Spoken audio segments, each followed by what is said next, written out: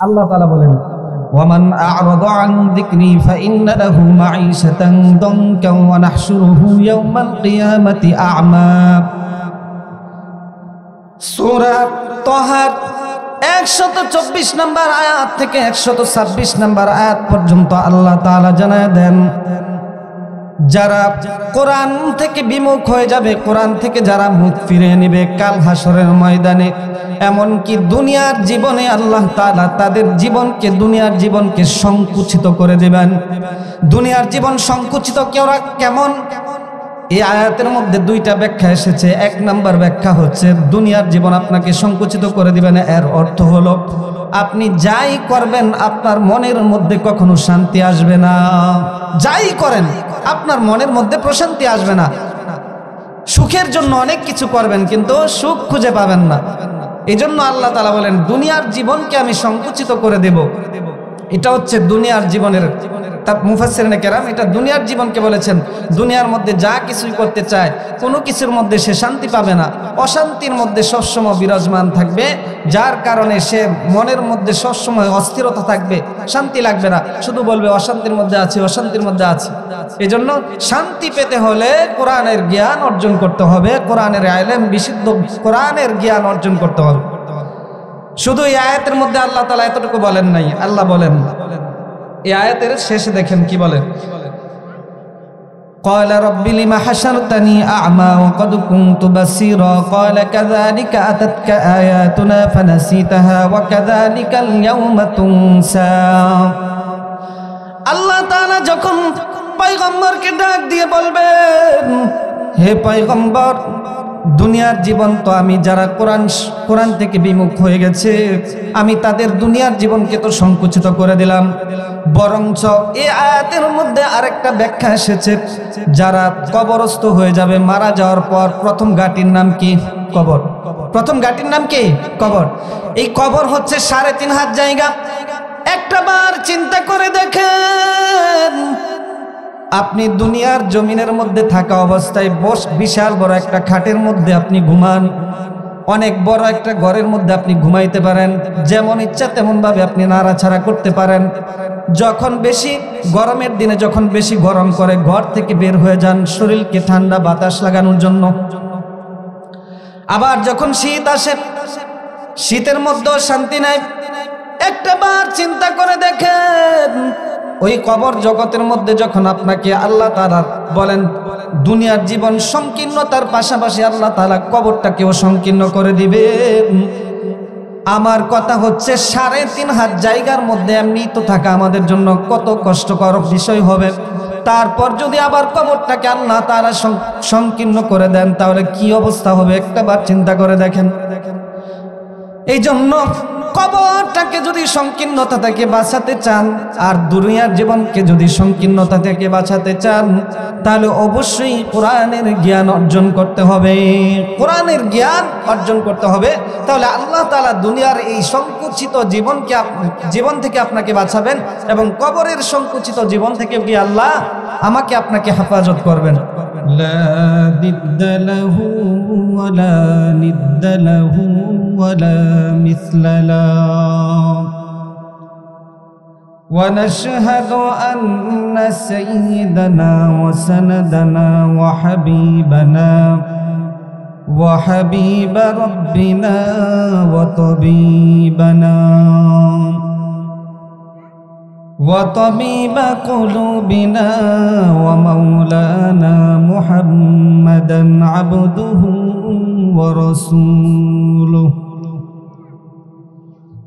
صلى الله تعالى عليه وعلى آله وأصحابه وبارك وسلم تسليما كثيرا كثيرا الذي أرسله الله تعالى بالحق بشيرا ونذيرا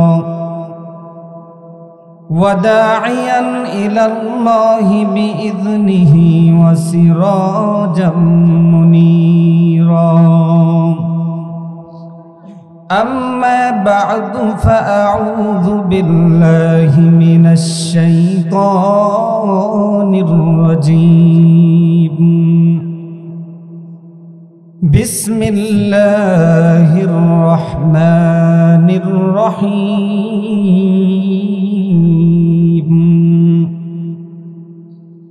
ومن أعرض عن ذكري فإن له معيشة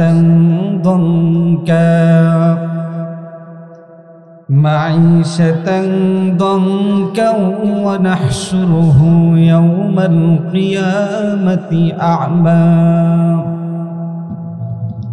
قال رب لم حشرتني أعمى وقد كنت بصيرا قال كذلك أتتك آياتنا فنسيتها وكذلك اليوم تنسى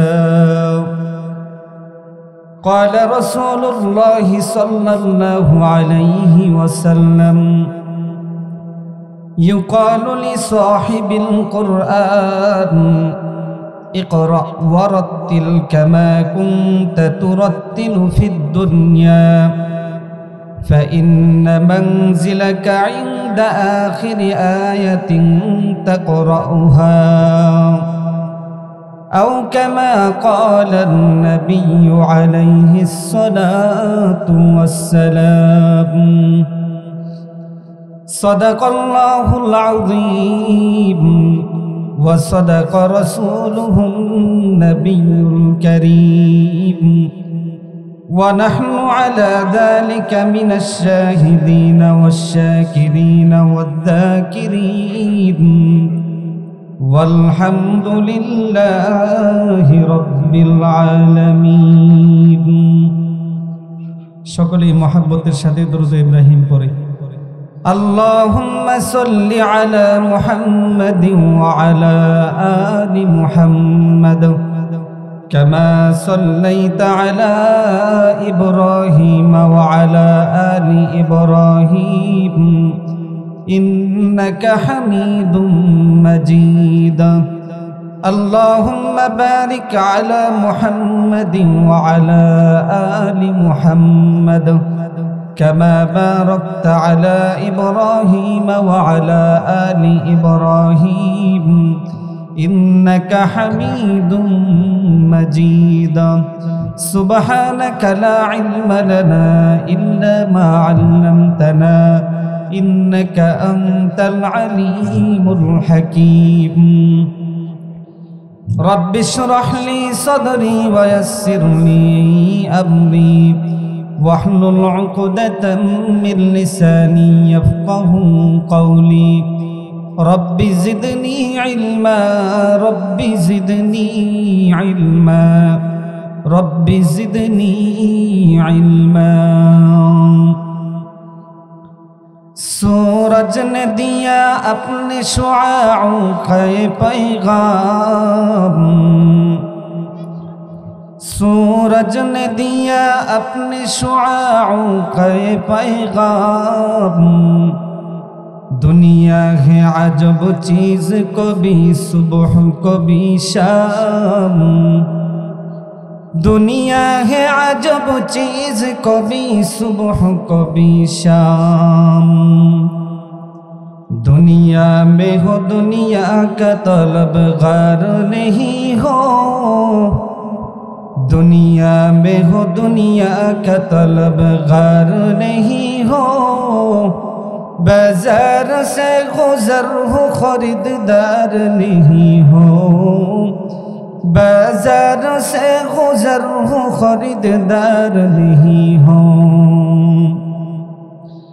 मकबूल तो है शाज़ है काबिल तो बहुत है मकबूल तो है शाज़ है काबिल तो बहुत है आईना के मानन दे तो नहीं दिल तो बहुत है आईना के मानन दे तो नहीं दिल तो बहुत है मरण थेके जतई पालाओ মরণ তোমায় লইবে গিরি,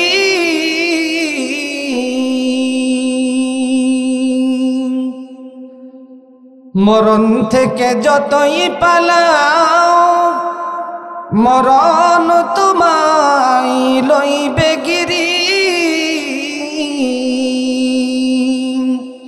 যদিও সুদূর আকাশ পরে লুকিয়ে সেথাই লাগাও সিঁড়ি, যদিও সুদূর আকাশ পরে লুকিয়ে সেথাই লাগাও সিঁড়ি। আলহামদুলিল্লাহ, নেহায়াত কাবুল ইহতিরাম বিন্নাবাদ পাওরাকান্দা মোল্লাবাড়ি কবরবাসী আত্মার মাগফিরাত কামনায় অধ্যকারী মাহফিলের প্রথম বার্ষিকী ওয়াজ ও দুয়ার মাহফিলের সম্মানিত সভাপতি, প্রধান অতিথি, বিশেষ অতিথি মুআজ্জাজ মুকাররম জাতির মাথার মুকুট ওয়ারাসাতুল আম্বিয়া হযরত উলামায়ে কেরাম, দূর দূরান্ত থেকে আগত আল্লাহ পাকের আশিকিন, জাকিরিন, শাকিরিন, মুহিব্বিন, মুরব্বিয়ান আওয়াম, কলিজার টুকরা আমার সমবয়সী যুবক ভাই, স্নেহের ছোট ভাই, পর্দার আড়ালে অবস্থানরত সম্মানিত শ্রদ্ধেয় মা ও বোনেরা, দয়াময় আল্লাহ পাকের দরবারে লাখো কোটি শুকর ও সাজুদ। যে মহান আল্লাহ সুবহানাহু ওয়া তাআলা আমাদেরকে দুনিয়ার কোটি কোটি মানুষের মধ্য হতে যাচাই বাছাই করে, মনোনীত করে, মহাব্বত করে, ভালোবেসে এই দ্বীনি মাজলিসে, কোরআনের মাজলিসে, হাদিসের মাজলিসে আসার বসার তৌফিক দান করেছেন, জন্য মহান মালিকের দরবারে সকলেই কালিমাতুশ শুকর আদায় করি। বলুন শুকরিয়াতান আলহামদুলিল্লাহ। লাখ কোটি দুরুদ ও সালাম আল্লাহর প্রিয় হাবিব জনাবে মুহাম্মদুর রাসূলুল্লাহ সাল্লাল্লাহু আলাইহি ওয়া আলিহি ওয়াসাল্লামের উপর। আমি বয়ান শুরুর আগেই, যারা আপনারা অনেকে আছেন রাস্তাঘাটে ঘোরাফেরা করতেছেন অযথা নিষ্প্রয়োজনে, কোনো কাজ নাই, শুধু শুধু রাস্তায় ঘোরাফেরা করতেছেন, আপনি, এটা হচ্ছে একটা দ্বীনি মাজলিস, এই মাজলিসের ভিতরে বসলেই সব, এটার ভিতরে বসলেই সব। আর এটা থেকে যতক্ষণ আপনি বাহিরে থাকবেন, একটা শয়তানি পরিবেশে থাকবেন, আপনি গুনাহের পরিবেশে যত থাকবেন গুনাহ তত মজা লাগবে। আর যদি আপনি ভালো কোনো পরিবেশে থাকেন, এখানে বসলে আপনি সিগারেট খাইতে পারবেন না, বাজে কোনো কথা বলতে পারবেন না, চুপচাপ বসে থাকতে হয়, এটা হচ্ছে আদব। যে এখানে যারা বসে আছে সবাই চুপচাপ বসে আছে, আর বাহিরে যারা আছে তারা শুধু শুধু ঘোরাফেরা করতেছে, অপ্রয়োজনীয় কথাবার্তা বলতেছে। আমি আপনাদেরকে অনুরোধ করে বলবো, এখানে যে আলেমরাই কথা বলবে, কেউ ব্যক্তিগত কোনো কথা বলবে না, সবাই কোরআনের কথাই বলবে, কোরআন থেকেই কথা বলবে, হাদিস থেকেই কথা বলবে। কারো ব্যক্তিগত ক্রেডিট, কারো ব্যক্তিগত প্রতিভার কথা এখানে বলবে না। এজন্য আপনাদের কাছে হাতে পায়ে ধরে অনুরোধ করব, আপনারা সকলেই ভিতরে চলে আসেন। আমি আপনাদের সম্মুখে যে প্রেক্ষাপট নিয়েছি, এটা অত্যন্ত গুরুত্বপূর্ণ একটা বিষয়। যে বিষয়টা নিয়েছি এটা মামুলি কোনো বিষয় নয়, অনেক বড় একটা বিষয়। তো আমি আপনাদের খেদমতে পবিত্র কালামে পাকের 6666 আয়াতের মধ্য থেকে 3টি আয়াত আপনাদের খেদমতে তেলাওয়াত করেছিলাম। এটা হচ্ছে 20 নম্বর সূরা, পবিত্র কালামে পাকের সূরা তাহার 124 থেকে 126 নম্বর আয়াত আপনাদের খেদমতে তেলাওয়াত করেছি। বিশ্ব নবীর অসংখ্য অগণিত হাদিসের মধ্য থেকে ছোট্ট একটা হাদিসের টুকরা আপনাদের সম্মুখে উপস্থাপন করেছি। এই আয়াত ও হাদিসকে সামনে রেখে অল্প কিছু কথা বলবো ইনশাআল্লাহ। আমাদের সকলকে আমলের নিয়তে বলার শোনার তৌফিক যেন আল্লাহ পাক দান করে, সকলে বলি আমিন। আমি আপনাদের খেদমতে পবিত্র কালামে পাকের যে আয়াত নিয়েছি, এই আয়াতের মধ্যে প্রথমে অনুবাদটা শুনেন। আল্লাহ তাআলা বলেন, ওয়ামান আ'রাদা আন যিকরি ফাইন্না লাহু মাঈশাতান দানকান ওয়া নাহশুরুহু ইয়াওমাল কিয়ামাতি আ'মা।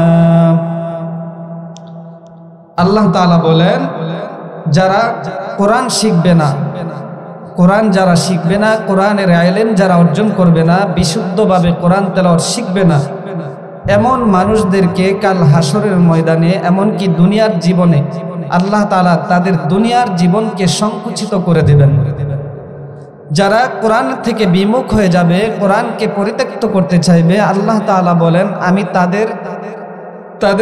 তাদের দুনিয়ার জীবনকে সংকুচিত করে দেব। এটা হচ্ছে আয়াতের অনুবাদ। এরপর একটি আয়াত নিয়েছি, একটি হাদিস নিয়েছি, এই বিষয়ে ইনশাল্লাহ পরে কথাগুলো বলবো।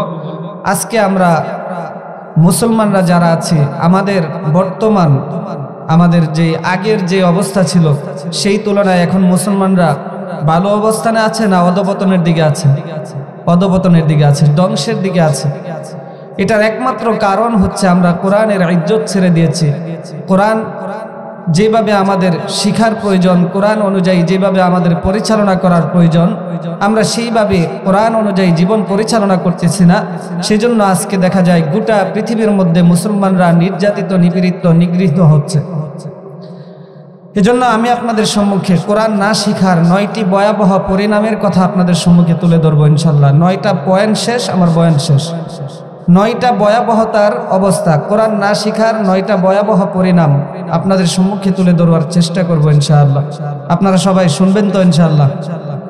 একটা সময় দেখা যায় আমাদের সমাজে এমন এটার খুব প্রবণতা ছিল যে একটা সময় আমি নিজেও দেখেছি 2008, 7, 6 বা 4-এ এমন সময় দেখতাম বৃদ্ধ বয়সী দাদা দাদিরা ঘরের মধ্যে বসে কোরআন তেলাওয়াত করতেন।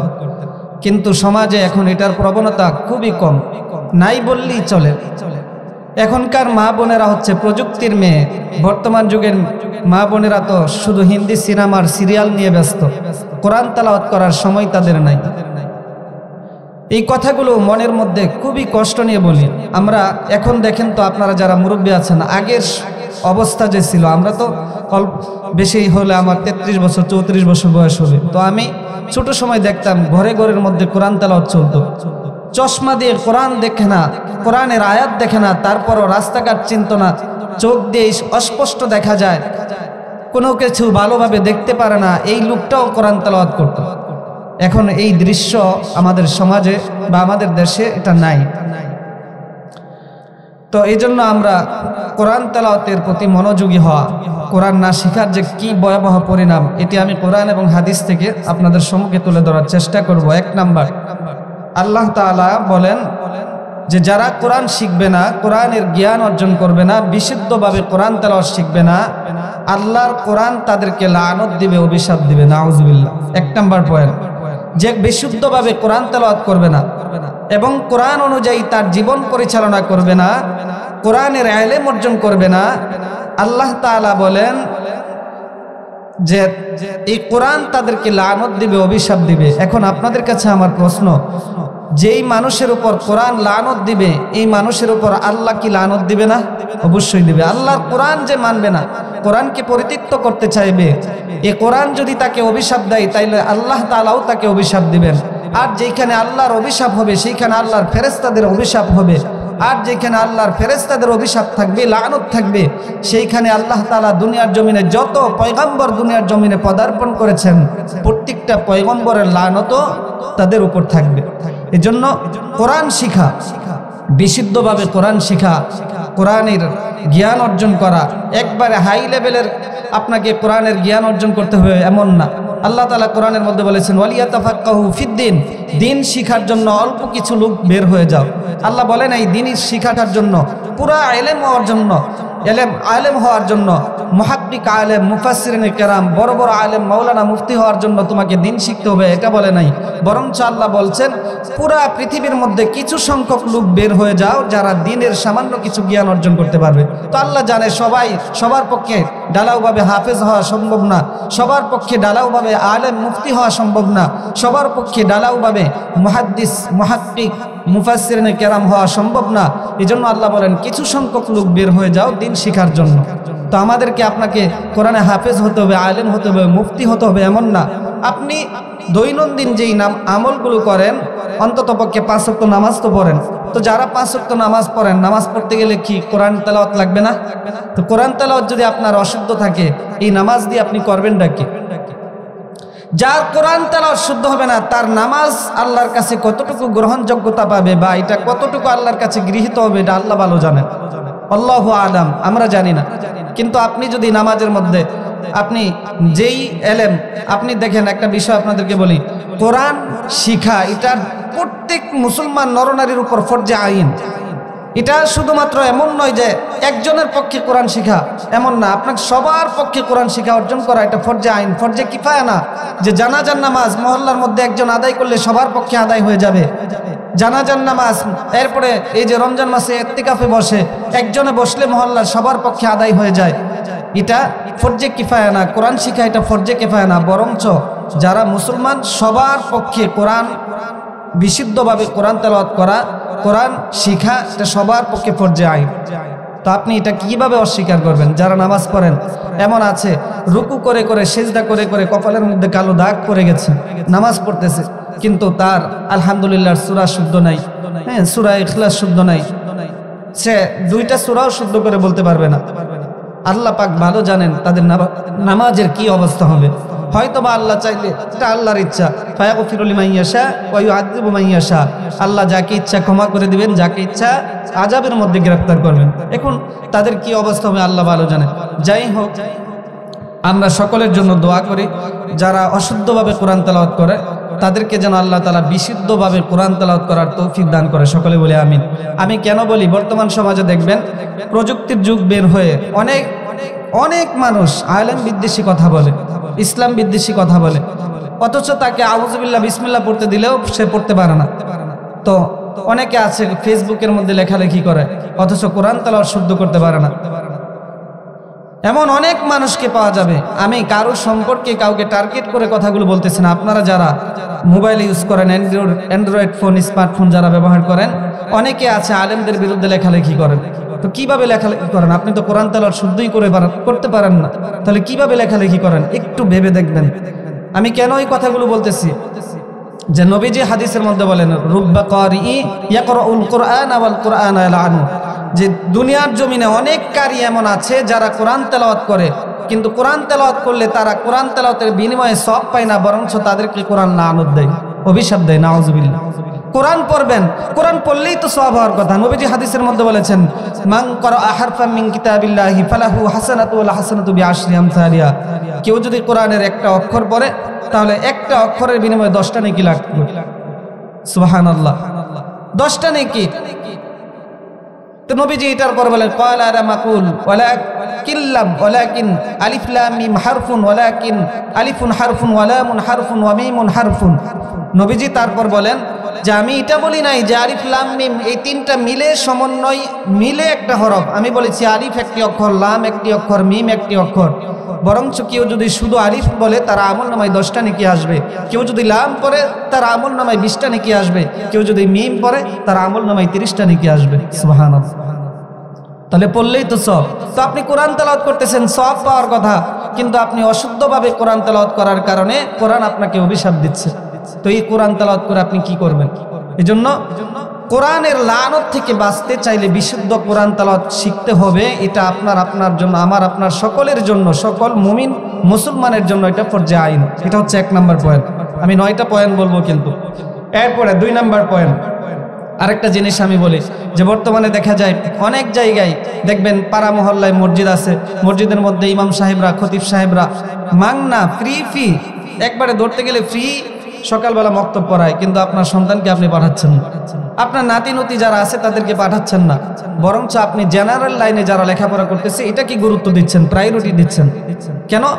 যে জেনারেল লাইনে দেখবেন যারা একদিন যদি কেউ স্কুলে অ্যাবসেন্ট করে তাহলে মা বাবা তাকে শাসন করে না, মানে কড়া শাসন করে, কিন্তু মক্তব যদি কামাই দেয় মাসে 2 থেকে 3 দিন যায় তাহলে মা বাবার কোনো শাসন নাই, কারণ এটা তুচ্ছ একটা বিষয়, মামুলি একটা বিষয় মনে করি। এটা হচ্ছে আমাদের অবস্থা। অথচ এই কোরআন শিখার প্রতি আপনার আমার সবচাইতে বেশি গুরুত্ব দেওয়ার কথা দরকার ছিল, কিন্তু আপনি এটা করতেছি না। আরেকটা দেখা যায় সমাজের মধ্যে যারা গান ডান্স শিখায় এমন একজন মাস্টার রাখে, তাকে দেখা যায় সপ্তাহে 2 দিন ক্লাস করে, ওই ডান্স মাস্টারকে অথবা গানের মাস্টারকে 2000 আর 1000 টাকা দেওয়া হয়।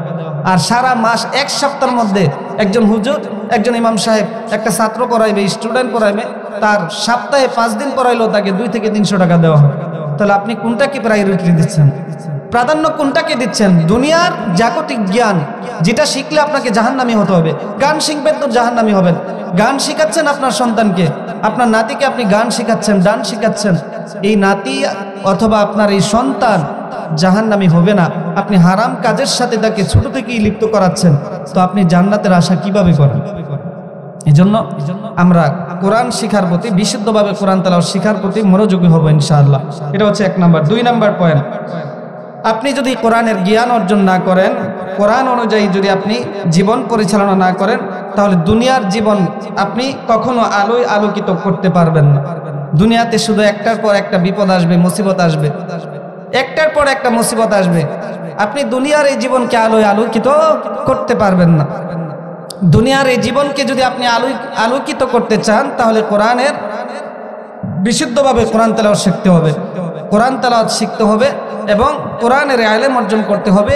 তাহলেই কেবল দুনিয়ার জীবন আপনি আলোয় আলোকিত করতে পারবেন, না হলে আপনি দুনিয়ার জীবন আপনার বরবাদ হয়ে যাবে, ধ্বংস হয়ে যাবে।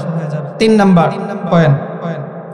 পয়েন্ট হচ্ছে, যারা কোরআনের ইলম অর্জন করবে না, জ্ঞান অর্জন করবে না, তাদের সম্পর্কে আল্লাহর নবীজি বলেন, যার অন্তরের মধ্যে কোরআন নাই, যার সিনার মধ্যে কোরআন নাই, তার সিনাটা হচ্ছে বিরান ঘরের মতো, ছাড়া ঘরের মতো। বুঝেন তো বিরান ঘর? আপনাদের সমাজের মধ্যে অনেক জায়গায় দেখবেন যে অনেকে 2-3টা বাড়ি করে, এক গ্রামের মধ্যে এক বাড়ি, শহরে আরেক বাড়ি। তো গ্রামের মধ্যে যে বাড়ি আছে তারা শহরে বসবাস করার কারণে গ্রামের বাড়িটার মধ্যে আসা হয় না।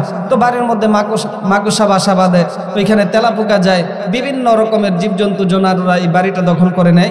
এমনকি কোনো ক্ষেত্রে মানুষ বসবাস না করার কারণে ওই বাড়িটা খারাপ জিন্নাতেরা এটা কি দখল করে নেয়, জিন্নাতেরা দখল করে নেয়। ঠিক তেমনি ভাবে নবীজি বলেন, ইন্নাল্লাযী লাইসা ফী জাওফিহি শাইউম মিনাল কুরআনি কাল বাইতিল খারাব, যার অন্তরের মধ্যে কোরআনের জ্ঞান থাকবে না, কোরআনের ইলম থাকবে না, তার অন্তরটা শয়তান দখল করে নেয়। নাউযুবিল্লাহ।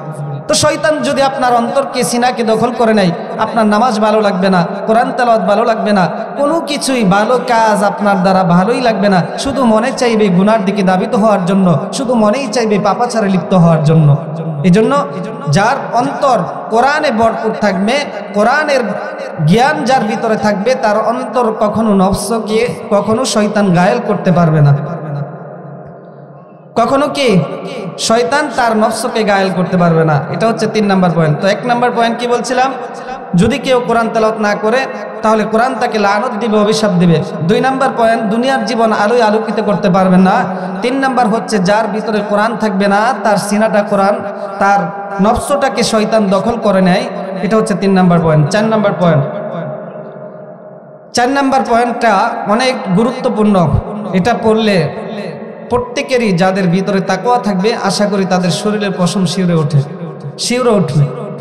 তো এটা জানার পর হলেও অন্তত পক্ষে কোরআন তেলাওয়াত শেখার জন্য হয়তোবা আপনাদের একটা আগ্রহ সৃষ্টি হতে পারে। আমাদের নবী, বিশ্ব নবী রাহমাতুল লিল আলামিন, কাল হাসরের ময়দানে স্বয়ং যে দুনিয়ার জীবনে কোরআনের ইলম অর্জন করবে না, আল্লাহর নবীজি তার বিপক্ষে আল্লাহর কাঠগড়ায় আল্লাহর কাছে তার নামে অভিযোগ দায়ের করবে। নাউযুবিল্লাহ। এটা সম্পর্কে পবিত্র কালামে পাকের সূরা ফুরকানের 25 নম্বর সূরা, কোরআনে কারীমের 25 নম্বর সূরা ফুরকানের 30 নম্বর আয়াতে আল্লাহ বলেন, ওয়াকালার রাসূলু ইয়া রাব্বি ইন্না কওমি ইত্তাখাযু হাযাল কুরআনা মাহজুরা।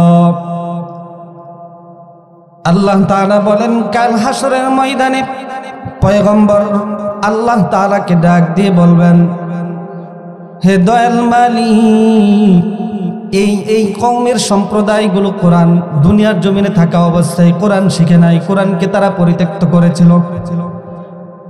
এই সম্প্রদায়গুলো, এই মানুষগুলো দুনিয়ার জমিনে থাকা অবস্থায় তোমার কোরআনকে অবজ্ঞা করেছে, অবহেলা করেছে। তো আল্লাহর কাছে যখন নবীজি এই বিচার দিবে, আপনার আমার ধারণা কি আল্লাহ কি তার বিচার করবে না? কারণ আমি যদি কেউ বিচার দায়ের করে, কারো কাছে যদি বিচার দেয়, এটা দেওয়ার উদ্দেশ্য হলো যেন তাকে বিচার করে। তো নবীজি যখন আল্লাহকে বলবে, আল্লাহ এই কওমের সম্প্রদায়গুলো কোরআনকে মানে নাই, আল্লাহর কাছে যখন বিচার দিবে, একটা বার চিন্তা করে দেখেন, যার নামে পয়গম্বর বিচার দিবে, সাক্ষী দিবে, তার কি ভয়াবহ পরিণাম হবে, কি ভয়ঙ্কর অবস্থা হবে। এজন্যই কোরআন শিখতে হবে।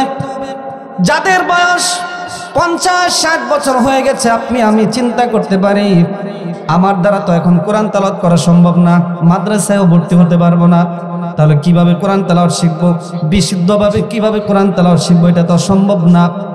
কারণ মানুষ যখন বার্ধক্যে উপনীত হয়ে যায়, বার্ধক্যে উপনীত হওয়ার পর মানুষের কথাগুলো সুস্পষ্ট হয় না, অস্পষ্ট থেকে যায়।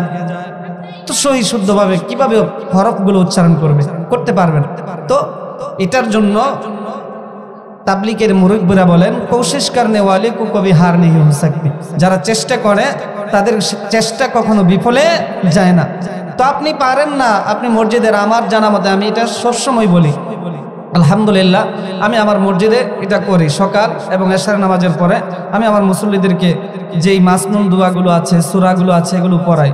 যারা বসে তারা তো বসে, চেষ্টা করি সকলকে বসানোর জন্য। তো আমি সব জায়গায় এটা বলি, আপনাদের পাড়া মহল্লায় যত জায়গায় মসজিদ আছে, আপনি কোরআন তেলাওয়াত পারেন না, আপনি যদি কোনো ইমাম সাহেবকে গিয়ে বলেন, হুজুর আমি তো তেলাওয়াত পারি না, লজ্জায় বলতেও পারি না, তো আমাকে একটু শিখাবেন। আচ্ছা বলেন তো দেখি, কোনো ইমাম সাহেব কি এটার মধ্যে কোনো ইমাম সাহেব কি আপনাকে না করবে শেখার জন্য? আমার মনে হয় কোনো ইমাম সাহেব না করবে না। সব ইমাম সাহেব আরো আনন্দে উল্লাস নিয়ে আপনাকে শেখানোর জন্য সে চেষ্টা করবে, কিন্তু আমরা এটা করি না। এই জন্য যারা বয়স হয়ে গেছে, আপনার অন্তত পক্ষে জীবনের শেষ অন্তিম লগ্নে এসেও যদি বুঝতে পারেন যে আমার কোরআন তেলাওয়াত তো শুদ্ধ না, একটু চেষ্টা করি, মরার আগে আল্লাহর কাছে বলতে পারবো যে আল্লাহ চেষ্টা করেছিলাম, শুদ্ধ করতে পারি নাই, আল্লাহ হয়তো মাফ করেও দিতে পারে। এই জন্য চেষ্টা করা। তাহলে 4 নাম্বার পয়েন্ট, যদি কেউ দুনিয়ার জীবনে কোরআনের জ্ঞান অর্জন না করে, কোরআন বিশুদ্ধভাবে না পড়ে, তাহলে স্বয়ং পয়গম্বর বিশ্বনবী রাহমাতুল লিল আলামিন আল্লাহর কাঠগড়ায় তার নামে বিচার দায়ের করবে। তাহলে নবীজির এই বিচার দায়ের থেকে যদি আপনি বাঁচতে চাই, তাহলে কোরআন তেলাওয়াত শিখতে হবে বিশুদ্ধভাবে। এটা হচ্ছে 4 নাম্বার পয়েন্ট। 5 নাম্বার পয়েন্ট, যারাই কোরআন পড়বে না, কোরআন বিশুদ্ধভাবে শিখবে না, তাদের জীবনকে আল্লাহ তাআলা দুনিয়ার জীবন সংকুচিত করে দিবেন। আল্লাহ তাআলা বলেন, ওয়ামান আ'রাদা আন যিকরি ফাইন্না লাহু মাঈশাতান দানকা ওয়া নাহশুরুহু ইয়াওমাল কিয়ামাতি আ'মা। সূরা তাহা 124 নম্বর আয়াত থেকে 126 নম্বর আয়াত পর্যন্ত আল্লাহ তাআলা জানায় দেন, যারা কোরআন থেকে বিমুখ হয়ে যাবে, কোরআন থেকে যারা মুখ ফিরিয়ে নেবে, কাল হাসরের ময়দানে, এমনকি দুনিয়ার জীবনে আল্লাহ তাআলা তাদের দুনিয়ার জীবনকে সংকুচিত করে দেবেন। দুনিয়ার জীবন সংকুচিত কেমন? এই আয়াতের মধ্যে 2টা ব্যাখ্যা এসেছে। 1 নাম্বার ব্যাখ্যা হচ্ছে, দুনিয়ার জীবন আপনাকে সংকুচিত করে দিবেন, এর অর্থ হলো আপনি যাই করবেন আপনার মনের মধ্যে কখনো শান্তি আসবে না। যাই করেন আপনার মনের মধ্যে প্রশান্তি আসবে না। সুখের জন্য অনেক কিছু করবেন, কিন্তু সুখ খুঁজে পাবেন না। এই জন্য আল্লাহ তাআলা বলেন, দুনিয়ার জীবনকে আমি সংকুচিত করে দেব। এটা হচ্ছে দুনিয়ার জীবনের, মুফাসসিরিনে কেরাম এটা দুনিয়ার জীবনকে বলেছেন। দুনিয়ার মধ্যে যা কিছুই করতে চায়, কোনো কিছুর মধ্যে সে শান্তি পাবে না, অশান্তির মধ্যে সবসময় বিরাজমান থাকবে, যার কারণে সে মনের মধ্যে সবসময় অস্থিরতা থাকবে, শান্তি লাগবে না, শুধু বলবে অশান্তির মধ্যে আছে, অশান্তির মধ্যে আছে। এই জন্য শান্তি পেতে হলে কোরআনের জ্ঞান অর্জন করতে হবে, কোরআনের ইলম, বিশুদ্ধ কোরআনের জ্ঞান অর্জন করতে হবে। শুধু এই আয়াতের মধ্যে আল্লাহ তাআলা এতটুকু বলেন নাই, আল্লাহ বলেন এই আয়াতের শেষে দেখেন কি বলেন, قال رب لما حشرتني أعمى وقد كنت بصيرا قال كذلك أتتك آياتنا فنسيتها وكذلك اليوم تنسى। আল্লাহ তাআলা যখন পয়গম্বরকে ডাক দিয়ে বলবেন, হে পয়গম্বর, দুনিয়ার জীবন তো আমি যারা কোরআন থেকে বিমুখ হয়ে গেছে, আমি তাদের দুনিয়ার জীবনকে তো সংকুচিত করে দিলাম। বরঞ্চ এই আয়াতের মধ্যে আরেকটা ব্যাখ্যা এসেছে, যারা কবরস্থ হয়ে যাবে, মারা যাওয়ার পর প্রথম ঘাটির নাম কি? কবর। প্রথম ঘাটির নাম কি? কবর। এই কবর হচ্ছে 3.5 হাত জায়গা। একটা বার চিন্তা করে দেখেন, আপনি দুনিয়ার জমিনের মধ্যে থাকা অবস্থায় বিশাল বড় একটা খাটের মধ্যে আপনি ঘুমান, অনেক বড় একটা ঘরের মধ্যে আপনি ঘুমাইতে পারেন, যেমন ইচ্ছা তেমন ভাবে আপনি নাড়াচাড়া করতে পারেন। যখন বেশি গরমের দিনে যখন বেশি গরম করে, ঘর থেকে বের হয়ে যান শরীরকে ঠান্ডা বাতাস লাগানোর জন্য। আবার যখন শীত আসে, শীতের মধ্যেও শান্তি নাই। একটা বার চিন্তা করে দেখেন, ওই কবর জগতের মধ্যে যখন আপনাকে আল্লাহ তাআলা বলেন দুনিয়ার জীবন সংকীর্ণতার পাশাপাশি আল্লাহ তাআলা কবরটাকেও সংকীর্ণ করে দিবেন। আমার কথা হচ্ছে ৩.৫ হাত জায়গার মধ্যে এমনি তো থাকা আমাদের জন্য কত কষ্টকর বিষয় হবে। তারপর যদি আবার কবরটাকে আল্লাহ তাআলা সংকীর্ণ করে দেন, তাহলে কি অবস্থা হবে একটাবার চিন্তা করে দেখেন। এই জন্য কবরটাকে যদি সংকীর্ণতা থেকে বাঁচাতে চান, আর দুনিয়ার জীবনকে যদি সংকীর্ণতা থেকে বাঁচাতে চান, তাহলে অবশ্যই কোরআনের জ্ঞান অর্জন করতে হবে। কোরআনের জ্ঞান অর্জন করতে হবে, তাহলে আল্লাহ তাআলা দুনিয়ার এই সংকুচিত জীবন থেকে আপনাকে বাঁচাবেন, এবং কবরের সংকুচিত জীবন থেকে কি আল্লাহ আমাকে আপনাকে হেফাজত করবেন। আল্লাহ তাআলা আমাদের সকলকে হেফাজত করুক, বলি আমিন। এরপরে এই আয়াতের শেষ অংশে আল্লাহ বলেন, যারা কোরআন শিখবে না কাল হাসরের ময়দানে ক্বালা রাব্বি লিমা হাশারতানি আ'মা ওয়া ক্বাদ কুনতু বাসীরা, যে তাদের অবস্থা হবে যখন তারা কবর থেকে উঠবে হাসরের ময়দানে, তাদেরকে অন্ধ অবস্থায় আল্লাহ তাআলা একত্রিত করবেন। কি অবস্থায়? অন্ধ অবস্থায়। অথচ তারা আল্লাহকে বলবে, আল্লাহ قال كذلك أتتك آياتنا فنسيتها وكذلك اليوم تنسى। আল্লাহ তাআলা কি বলবে, আল্লাহ দুনিয়ার জীবনের মধ্যে যখন আমরা ছিলাম তখন তো আমাদের চোখের দৃষ্টি ছিল, আমরা তো সব কিছু দেখতে পেরেছিলাম। দুনিয়ার জীবনে যখন ছিলাম আমরা তো চোখের দৃষ্টি ছিল, আমাদের চোখের দৃষ্টি ছিল, কিন্তু এখন আমাদেরকে আজকে এই কেন চোখের দৃষ্টি ছাড়া আমাদেরকে কেন উঠাইলেন, কেন একত্রিত করলেন? আল্লাহকে বলবে, আল্লাহ দুনিয়ার জীবনে তো আমরা যখন ছিলাম তখন তো আমাদের চোখের দৃষ্টি ভালো ছিল, কিন্তু এখন আমাদেরকে কেন অন্ধ অবস্থায় দাঁড় করাইলেন? তো আল্লাহ তাআলা তাদেরকে বলবেন, ক্বালা কাযালিকা আতাতকা আয়াতুনা ফানাসিতাহা ওয়া কাযালিকাল ইয়াওমা তুনসা। বলে, কেন আমি তোমাদেরকে অন্ধ অবস্থায় দাঁড় করিয়েছি জানো? আল্লাহ তাআলা তখন বলবেন, ক্বালা কাযালিকা আতাতকা আয়াতুনা, তোমরা দুনিয়ার জমিনে থাকা অবস্থায় আমার কোরআনের আয়াতকে অবজ্ঞা করতে, অবহেলা করতে, আমার আয়াতকে অবজ্ঞা করতে, কোরআনের আয়াতকে তোমরা মানতে না, পরিত্যক্ত করতে চাইতে।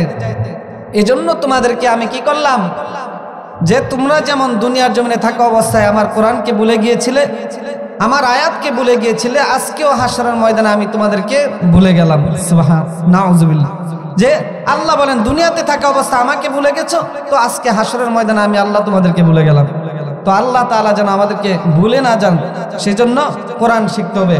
এটা হচ্ছে 5 নম্বর পয়েন্ট। 6 নম্বর পয়েন্ট হচ্ছে আল্লাহ তাআলা পবিত্র কালামে পাকের সূরা বনী ইসরাঈলের 17 নম্বর সূরা 97 নম্বর আয়াতে আল্লাহ বলেন, ওয়ানাহশুরুহুম ইয়াওমাল কিয়ামাতি আলা ওয়ুজুহিহিম সুম্মা উমিয়া ওয়া বুকমা ওয়া সুম্মা মাওয়াহুম জাহান্নাম কুল্লামা খাওয়াত জিদনাহুম সাঈরা। যে আল্লাহ তাআলা তাদেরকে কাল হাসরের ময়দানে মুখ বদির বুবা বানিয়ে হাসরের দিন উঠাইবেন এবং একত্রিত করবেন। নাউজুবিল্লাহ। তো কোরআন শিখবে না, তাদেরকে আল্লাহ তাআলা বুবা অবস্থায়, বদির অবস্থায় আল্লাহ তাআলা দাঁড় করাইবেন। এটা হচ্ছে 6 নম্বর পয়েন্ট। 7 নম্বর পয়েন্ট হচ্ছে যারা কোরআন শিখবে না, এই কোরআন তাদের বিরুদ্ধে আল্লাহর কাছে, আল্লাহর আদালতে বিচার দায়ের করবে। আল্লাহর মুসলিম শরীফের হাদিসের মধ্যে আছে, আল কুরআন হুজ্জাতুল লাকা ওয়া আলাইক, এই কোরআন আপনার পক্ষে দলিল হবে, কোরআনই আপনার বিপক্ষেও দলিল হবে। এটা হচ্ছে 7 নম্বর পয়েন্ট। 8 নম্বর পয়েন্ট হচ্ছে কেউ যদি কোরআন না শিখে তাহলে জাহান্নামী হতে হবে। এটা আবু দাউদ শরীফের হাদিসের মধ্যে বলেন, আল কুরআনু শাফিউন মুশাফফাউন ওয়া মাহিলুন মুসাদ্দাকুন ওয়া মান জাআলাহু আমামাহু কাদাহু ইলাল জান্নাহ ওয়া মান জাআলাহু খালফা যহরি সাকাতাহু ইলান নার।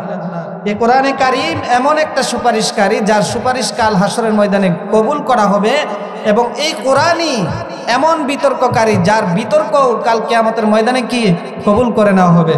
এজন্য এই কোরআনকে যারা সামনে রাখবে, মান জাআলাহু আমামাহু ইয়াউমাল কিয়ামাতি কাদাহু ইলাল জান্নাহ, এই কোরআন তাকে টেনে টেনে জান্নাতে নিয়ে যাবে। সুবহানাল্লাহ।